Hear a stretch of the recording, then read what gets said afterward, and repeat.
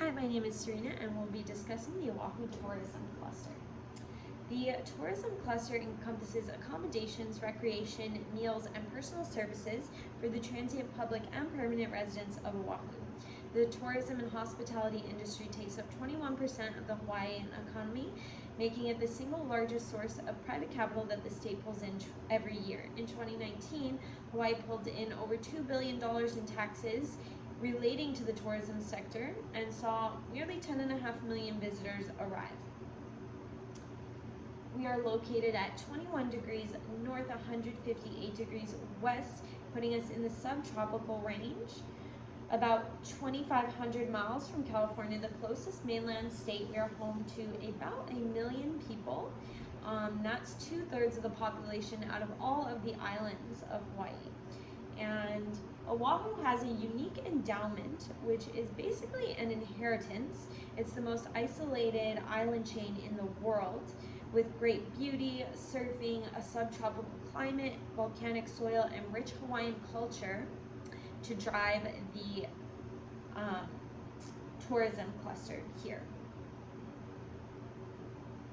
We do have some political risk with a high dependence on tourism to drive the local economy. We have some of the best healthcare in the nation, and the unrestricted tourism can negatively affect local neighborhoods and the environment. Hawaii's economy grew by 1.1% during the first 3 quarters of 2019, while the rest of the United States grew by 2.3%.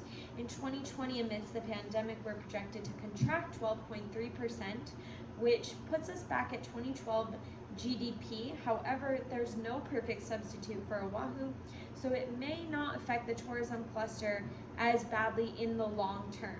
There are already measures in place for safe traveling, and we're the closest state to Japan and also the closest developed island to mainland United States. The 4 main islands do compete with each other, and Oahu has the hub for the busiest international airport. The other international airport is on Maui.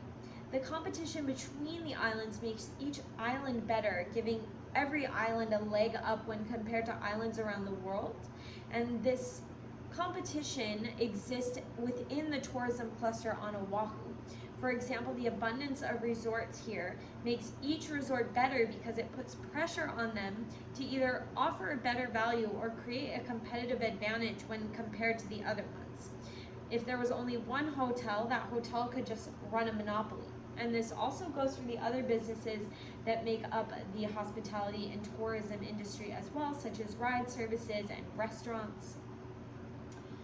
Unemployment did reach 24% in April 2020, but from 1998 to 2016, the employment rate was increasing due to the tourism industry, and high participation rate in the productive workforce among citizens will allow the average per capita income for people to be higher, increasing the living standard.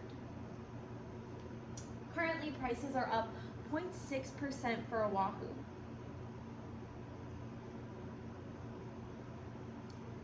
So we, as the largest city and airport out of all the islands, Oahu has become a great business and trading hub between east to west due to its Central Pacific location.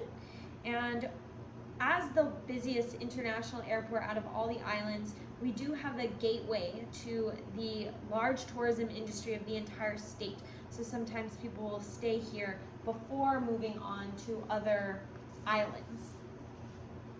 Government policies should focus on the conditions necessary to foster productivity and leverage the region's strong clusters, which would be tourism for us.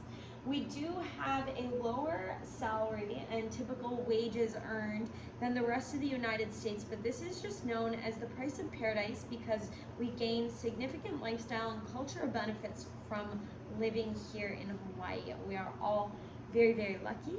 Thank you so much for listening.